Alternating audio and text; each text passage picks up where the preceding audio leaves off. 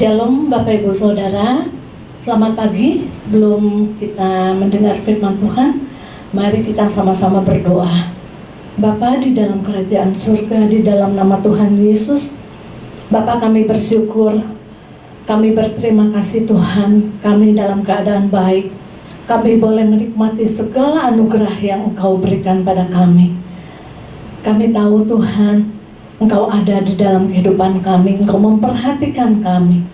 Pagi hari ini, kami mau lebih lagi dikuatkan firman-Mu. Kami mau mendengar firman-Mu. Urapi telinga kami, beri kami pengertian Tuhan. Biarlah roh hikmat dan wahyu saat ini juga Tuhan Kau curahkan kepada setiap kami. Terima kasih Bapa, di dalam nama Tuhan Yesus kami berdoa, kami mengucap syukur. Amin.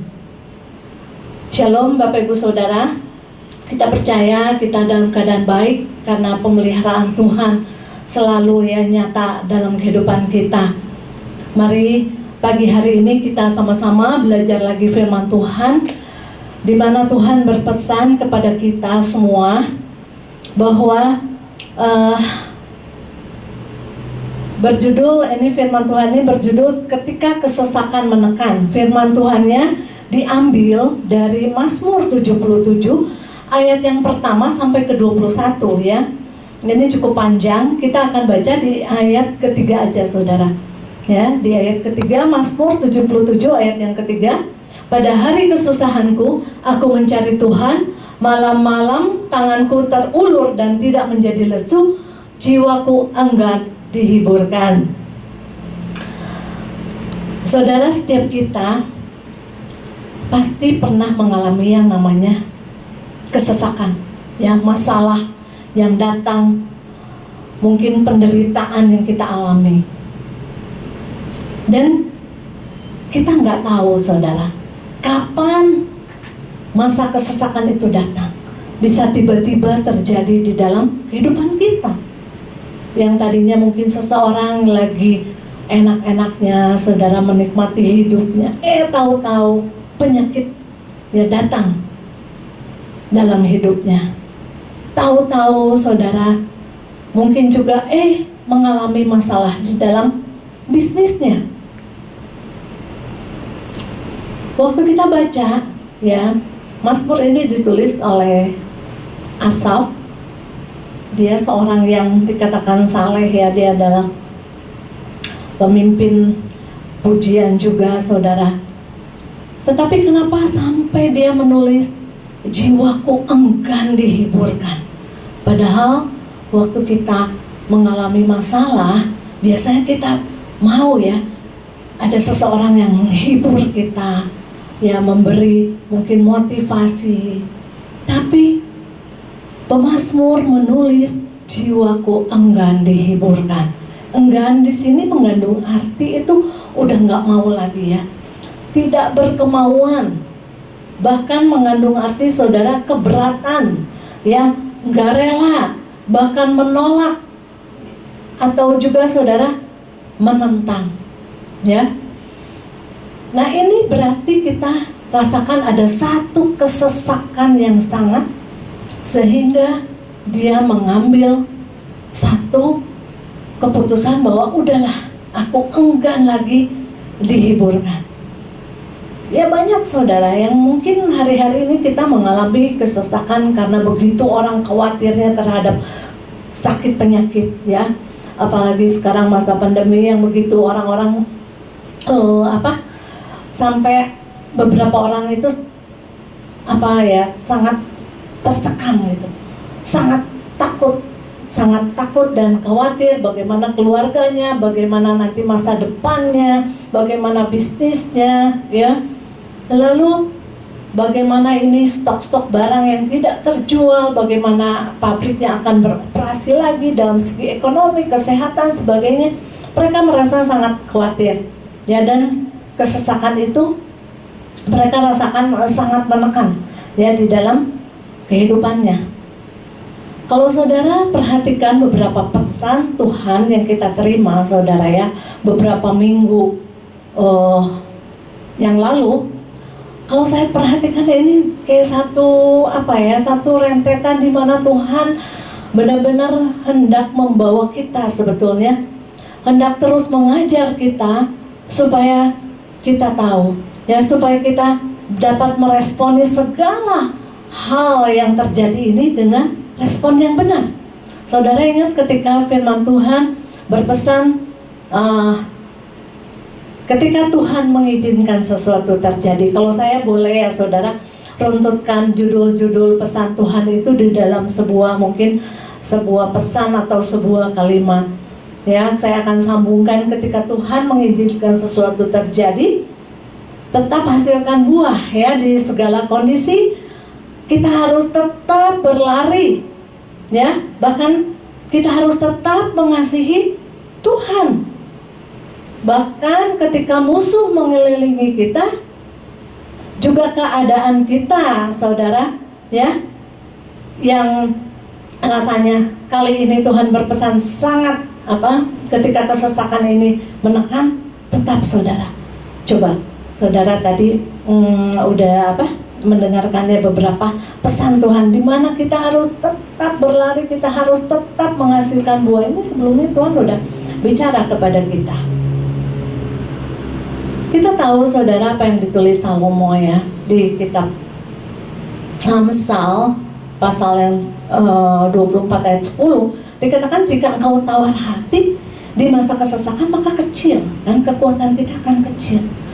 Tapi kalau kita baca sampai di situ aja saudara, ya, kita tahu bahwa sebetulnya ini ayat ini lagi memotivasi kita, ya, supaya kita jangan menyerah di masa kesesakan. Karena apa? Katakan, karena waktu kita merasa itu udah menyerah, ya, tawar hati, nah seperti itu, ya, udah enggan, pokoknya udah enggan lagi, sebetulnya disitulah kekalahan kita. Kita akan merasa akan kecil kekuatan kita, dan musuh kita mulai menguasai. Nah ini, tapi jangan lupa waktu saudara baca lagi di Amsal 24, di ayat ke-14, saudara akan temukan bahwa sebetulnya Tuhan telah menyediakan masa depan yang cerah untuk kita. Karena apa? Sebetulnya kita harus siap saudara, dan makanya kenapa kita harus selalu terhubung dengan Tuhan. Kita menjadi dewasa rohani, kita mempunyai kecerdasan rohani, kita mempunyai hikmat saudara. Di saat itu kita bisa memutuskan. Karena apa? Kalau saudara baca, ya, nanti di Amsal 24 ayat 14, sebetulnya orang-orang yang mempunyai hikmat ini, Tuhan telah menyediakan masa depan yang cerah saat kita tidak menyerah di dalam kesesakan. Daud, ya, walaupun dia seorang raja saudara, dia kok bisa memasuki juga area-area kesesakan ini. Beberapa tekanan, ya, dari luar bahkan dari dalam sendiri. Saudara dengarkan bagaimana dia juga, ya, mengalami kesesakan. Karena apa? Absalom anaknya melawan dia sendiri. Bahkan Daud pernah berkata, berapa lama lagi aku harus merasakan kesakitan ini di dalam jiwaku. Kesedihan ada di hatiku siang malam. Berapa lama lagi musuhku, ya, meninggikan dirinya atasku. Itu yang Daud pernah serukan. Nah saudara, kita tentu saja tidak mau berlarut, ya, di dalam apa yang kita alami masa penderitaan atau kesesakan ini. Apa yang harus kita lakukan, ya, beberapa hal di sini yang harus diperhatikan di dalam kita menyelesaikan problem kesesakan ini saudara. Karena firman Tuhan telah berpesan, sebetulnya memang kita tidak bisa menghindari saudara dari masalah yang datang, ya, penderitaan kesesakan bisa terjadi di dalam kehidupan kita. Tetapi sikap waktu kita menghadapinya itu membuat hasil yang berbeda. Dikatakan hasilnya cuma dua. Kita akan semakin naik dan memahami rencana Tuhan, atau kita akan semakin terpuruk. Tentunya kita tidak mau yang hal kedua itu terjadi, semakin terpuruk. Oleh sebab itu mari sama-sama kita belajar hal apa saja yang perlu diperhatikan. Yang pertama adalah tetap mengarahkan fokus kita kepada Tuhan. Ya, tetap mengarahkan fokus kita kepada Tuhan. Di ayat 3 tadi, saudara, dikatakan semalam-malaman, dikatakan dia terus berseru kepada Tuhan. Ya, jiwaku enggan, katanya. Di situ dia merasa tidak ada penghiburan lagi, saudara. Bahkan kalau kita baca seluruh fokusnya, ya, dari dikatakan di ayat yang ketiga tadi, ya, pada hari kesusahanku aku mencari Tuhan, malam-malam tanganku terulur dan tidak menjadi lesu, jiwaku enggan dihiburkan. Lalu ayat keempat, apabila aku mengingat Allah, maka aku mengerang. Apabila aku merenung, makin lemah lesulah semangatku. Menurut saya ini aneh, saudara. Waktu dia mengingat Allah, malah dia semakin lesu, semakin lemah, ya, semakin mungkin dia merasa hilang kekuatannya. Terus dikatakan, aku memikir-mikirkan hari zaman purbakala, tahun-tahun zaman dulu, aku ingat. Di ayat selanjutnya, ya. Kalau saudara perhatikan di sini dia hanya berfokus aku dan aku. Kalau aku begini Tuhan, kalau aku begitu Tuhan. Ya, yang aku perhatikan, saya tidak lagi seperti dulu. Dulu saya mengalami hal begini Tuhan. Dulu saya tidak semenderita ini Tuhan. Tapi kenapa sekarang? Ya, saya mengalami beberapa hal yang merasa benar-benar saya itu terjepit, tertekan, seakan-akan tidak ada pertolongan lagi. Nah, sikap-sikap seperti itu tentunya akan melumpuhkan kita, saudara. Ya, sikap seperti itu akan membuat kita rasanya tidak punya ruang lagi untuk bergerak, bahkan bernapas. Bahkan saudara, beberapa orang mulai terluka dan marah, ya kan? Rasanya ditinggalkan, rasanya orang lain mungkin udah gak mau dengerin saya lagi, bahkan menyalahkan semua sekelilingnya dan keadaannya. Waktu bahkan dia mengingat Tuhan, Tuhan dulu begini, tapi kenapa sekarang gini? Membuat dia sakit hati. Bahkan di ayat kelima, saudara, dikatakan, aku memikir-mikirkan, engkau membuat mataku tetap terbuka, aku gelisah, sehingga tidak dapat berkata-kata. Sampai dia gak bisa tidur, juga nyalahin Tuhan. Dia gak bisa tidur karena dia gelisah memikirkan masalahnya yang begitu berat. Itu pun Tuhan disalahkan di saat itu. Jadi saudara, kalau kita perhatikan masa lalu itu, pasti kita semua punya masa lalu. Tapi kalau kita pikir baik-baik, apa yang masa lalu kita punya dulu, mungkin sekarang memang kita tidak punya. Tetapi apa yang masa sekarang nih kita punya, masa lalu sebenarnya kita tidak punya. Berapa orang yang kalau ditanya menurut survei, saudara, berapa orang yang mau kembali ke masa lalu? Sebenarnya 99% tuh nggak ada yang mau kembali ke masa lalu. Tapi kadang-kadang orang membandingkan, dulu saya begini. Ya, seperti bangsa Israel, dulu kan di Mesir hidup saya lebih baik. Kenapa sekarang saya dibawa ke padang gurun? Ya, penderitaan demi penderitaan. Yusuf kalau pikir, dia dulu anak kesayangan, segala dia punya. Bahkan dia dipakaikan jubah yang sangat indah dikatakan. Tapi setelah dijual oleh kakak-kakaknya, mulailah saudara, penderitaan demi penderitaan. Dijebloskan ke penjara, bahkan dilupakan, saudara ya. Kalau dia pikir salah satu penyebab dia dijebloskan penjara karena dia mempertahankan kesuciannya waktu dia digoda oleh istri Potifar, ya.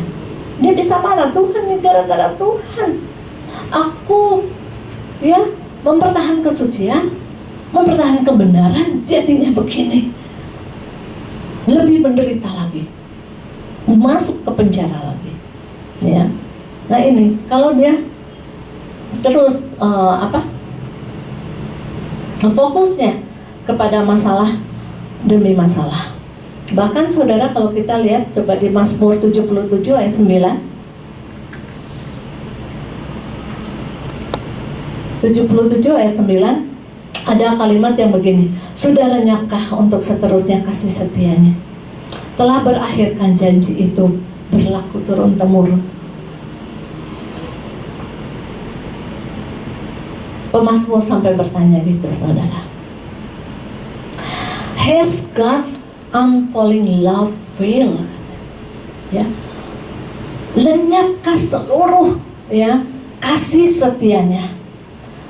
Pemazmur saat itu cuma punya dua pilihan. Jawabannya apa? Iya dan tidak. Kalau dia jawab iya, berarti dia menolak segala apa yang pernah dia alami, apa yang pernah dia percayai tentang Allah. Bahwa kasihnya tak berkesudahan, bahwa dia Allah yang penuh kasih, itu mungkin dia pikir itu cuma mitos, bohong belaka. Tapi kalau jawabannya tidak, saudara, berarti pemazmur menerima bahwa Allah, bahwa Tuhan itu tidak pernah berubah, kasih setianya, dari dulu, sekarang, dan sampai selama-lamanya tidak berkesudahan. Manakah saudara yang dipilih?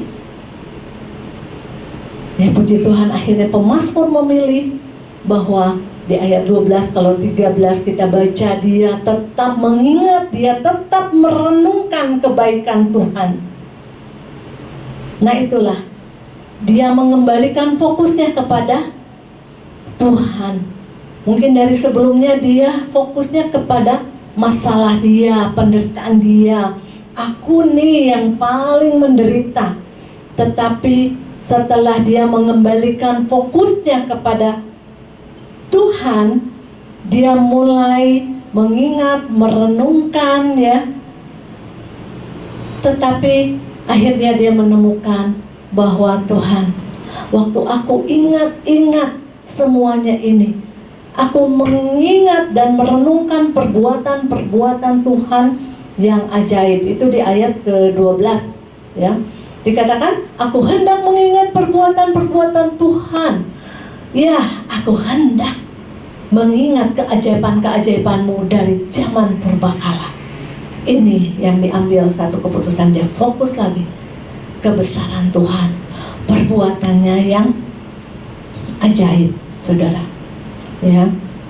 Dia dan bahkan pemazmur juga berhasil menurut saya memagari emosinya, segala kekalutan, ketakutannya itu dengan kebenaran, dengan perenungan lagi, saudara. Perenungan yang dia terus lakukan. Sehingga apa? Sehingga Asaf bisa bangkit dari krisis imannya dan tetap percaya kepada Tuhan dan tetap fokus hanya kepada Tuhan. Itu pilihan, saudara.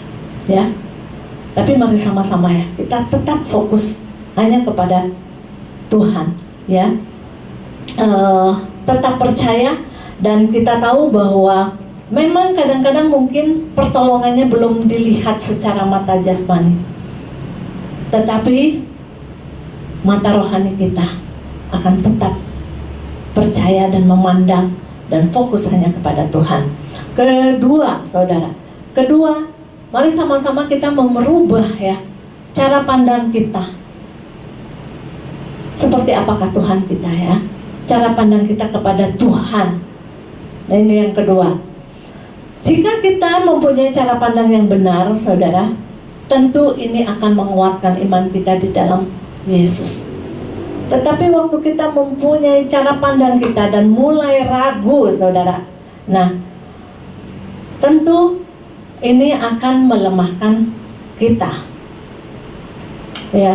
Jadi di dalam segala sudut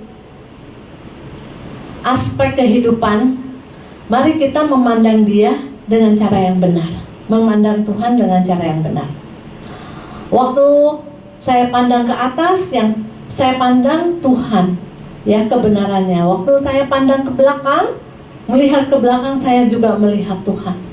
Waktu saya melihat jauh ke depan, masa depan saya juga melihat Tuhan di sana. Itulah. Kadang-kadang saudara, kita lupa ya, waktu kita memandang ke atas, kita juga hanya melihat bahwa Tuhan seakan-akan tidak berkuasa lagi menolong segala masalahku. Tetapi waktu kita pandang ke atas, seperti Asaf, waktu dia berdoa semalam-malaman, mengungkapkan perasaannya kepada Tuhan, ya, mungkin jawabannya memang nggak langsung saudara, tapi bagaimana dia mengarahkan, ya, pandangannya kepada Tuhan. Dan waktu dia memandang, ya, pandangnya ke arah belakang, dia juga ingat Tuhan di masa lalu, di mana Tuhan dengan kuasanya, dengan karya Tuhan yang ajaib, menolong bangsa Israel keluar dari tanah Mesir, menolong hari-harinya yang susah. Kalau kita baca kan, Asaf ini menulis saudara, dari Mazmur berapa ya, 73 ya, juga ditulis oleh Asaf, di mana di saat itu juga dia mengalami bahwa Tuhan, buat apa sih saya mempertahankan iman? Lihat orang-orang di sana, ya, yang tidak percaya kepada Engkau, yang tidak punya iman, mereka lebih baik kehidupannya. Hampir katanya saat itu imannya tergelincir. Nah, ini Asaf melihat saudara perjalanan hidupnya. Makanya dia harus memandang lagi ke belakang. Tapi jangan lupa juga saudara memandang terus ke arah, ya, pekerjaan Tuhan, rencana Tuhan. Karena dikatakan jalan Tuhan itu adalah yang sempurna. Ya, dia punya rencana yang besar. Dia telah menyiapkan, ya, rencana-rencana yang besar di dalam kehidupan kita. Asaf saudara, di dalam ketakutannya, beberapa pertanyaan timbul. Nah, inilah ya, kalau beberapa pertanyaan timbul dalam hati kita, kadang-kadang saudara, cara pandang kita terhadap Tuhan bisa rubah. Nah, hati-hati. Apa yang pertanyaan yang timbul waktu Asaf bertanya begini di ayat yang ke-7, Mazmur 77 ayat ke-7.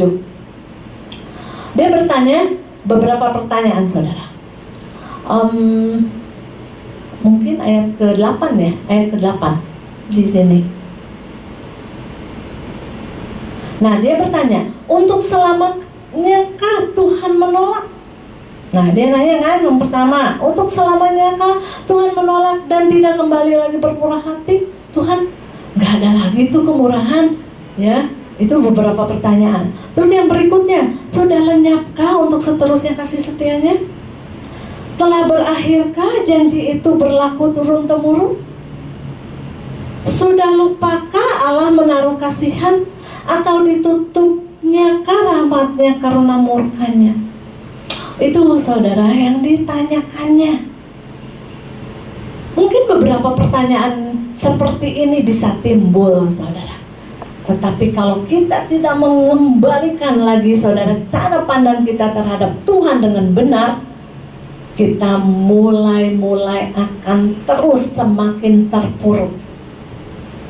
Nah, itu jadi pentingnya saudara, cara pandang kita terhadap Tuhan itu harus benar. Sama-sama mengingat Allah, ya, masa-masa yang hari lampau, tetapi cara pandangnya beda saudara. Melihat Tuhan dengan masalah-masalahnya, ya, bahwa melihat Tuhan bahwa ini nih, sumber dari ini segala masalahnya itu Tuhan. Apa yang dialaminya, ya, rasanya akhirnya membuat, kalau salah memandang ini, melihat Tuhan ini seakan-akan tidak penting lagi. Tetapi kita mau belajar saudara, ya. Yang penting pandangan saya terhadap Tuhan benar, bahwa Tuhan itu ya Tuhan yang berkuasa atas hidup saya. Saya senang Tuhan tetap baik, saya tidak senang, saya mengalami kesusahan, Tuhan tetap baik bagi saya. Nah itu. Nah di sini luar biasanya Asaf menemukan jawabannya, saudara. Kalau di ayat ke-14, jadi waktu ketika kita mulai merenungkan Tuhan, Bapak Ibu Saudara, ya, bukan diri kita lagi yang penting di hadapan Tuhan, tetapi kita mulai memahami, melihat Tuhan dari segala masalah, ya. Jadi Tuhan akhirnya kita mau belajar bahwa Asaf mengerti jalan Tuhan, ya. Jalannya itu yang pertama adalah di ayat yang ke-14 ya kalau di sini. Ya Allah, jalanmu adalah kudus. Jalan Tuhan itu adalah kudus. Kudus. Memang Dia Allah yang kudus. Ini sehingga kita mengerti bahwa memang jalan Tuhan itu tidak seperti jalan-jalan kita. Dikatakan jalanmu, ya, dan jalanku itu benar-benar enggak sama Tuhan. Rancanganmu, ya, dengan rancanganku, ya. Dikatakan sejauh langit dan bumi rasanya jauh banget. Tapi itulah jalan Tuhan itu kudus. Kalau saudara mengerti, jalan Tuhan itu tidak ada maksudnya salah jalan gitu. Jalannya itu jalan yang suci, jalan yang tidak ada motivasi yang lain-lain, saudara. Kalau Tuhan kasih jalan, motivasi Tuhan adalah memberi jalan, ya. Jalannya itu suci, benar, tidak bercela. Nah itulah jalan Tuhan. Sangat jauh memang dari pikiran kita, tidak terjangkau, tidak terpahami, saudara, kalau Yesaya menulis, ya. Dan Asaf mengerti jalannya Tuhan itu tidak mungkin salah. Jalannya suci, benar, dan tidak bercela. Itulah, oh ya Tuhan. Apapun yang terjadi, kalau Tuhan izinkan, itulah, ya. Tuhan tidak pernah merancangkan sesuatu yang jahat, yang jelek terhadap saya. Itu yang pertama. Ya Allah, jalanmu kudus. Kedua adalah Allah manakah yang begitu besar. Dia mengerti bahwa Allah itu begitu besar. Ya, Allah manakah? Gak ada lagi, saudara, selain Dia yang kita sembah, yaitu Yesus. Tidak ada lagi Allah yang seperti Dia. Dia Allah yang pasti melakukan kehendak-Nya. Apa yang dijanjikannya, Dia akan tepati, Dia akan penuhi, saudara. Tidak ada seorang pun yang dapat menghentikannya. Memang Dia Allah yang berdaulat. Jadi sekalipun penderitaan, masalah itu menekan di dalam kehidupan kita, kita percaya Dia punya cara yang ajaib. Caranya memang misterius, saudara, untuk menolong kita, dan tidak ada seorang pun yang dapat menghalanginya. Nah itulah, itu Allah yang besar, ya.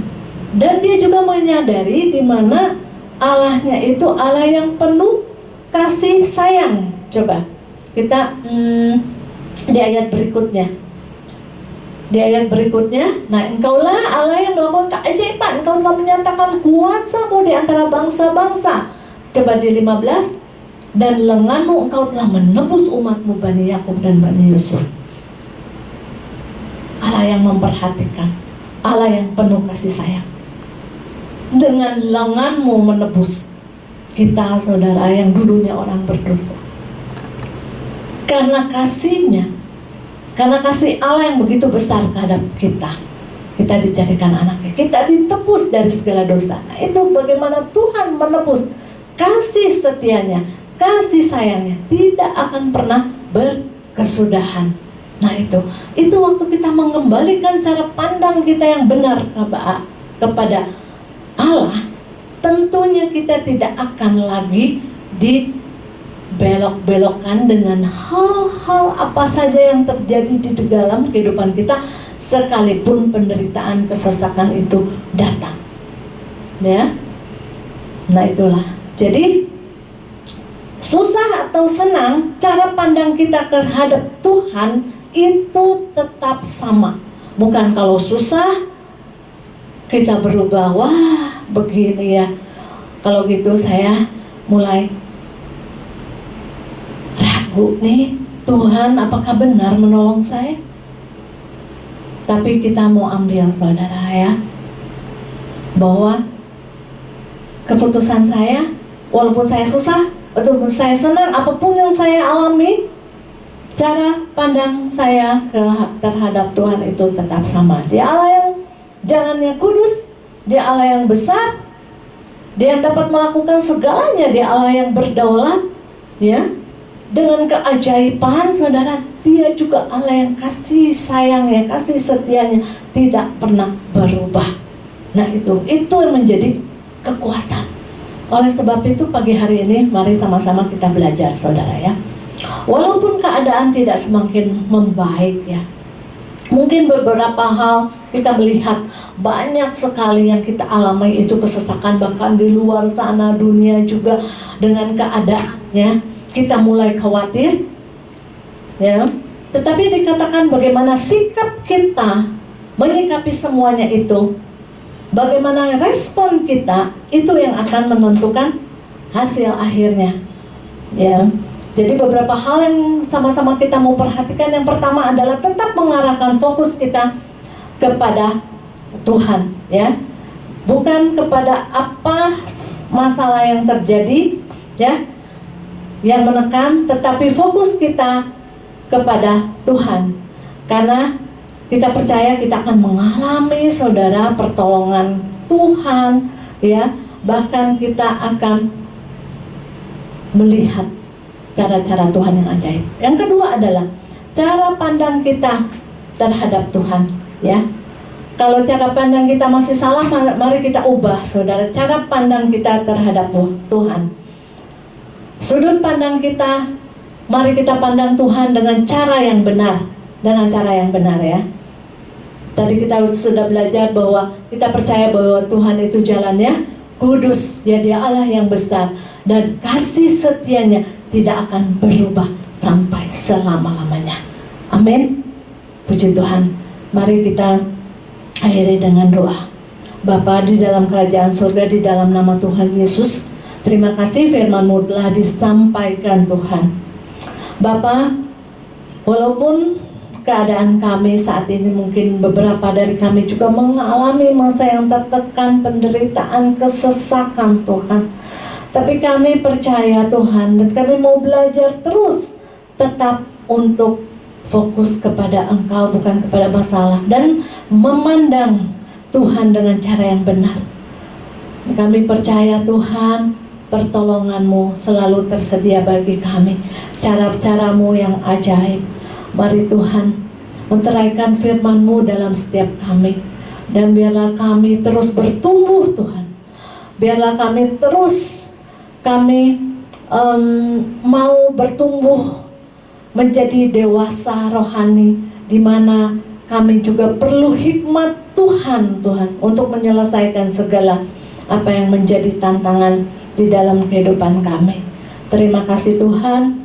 Biarlah setiap umat-Mu yang tinggal di rumah, kami semua juga tetap memelihara iman kepercayaan kami kepada Tuhan. Kau memelihara kami dengan kasih setia-Mu. Terima kasih Tuhan Yesus. Di dalam nama Tuhan Yesus kami berdoa, kami mengucap syukur. Amin.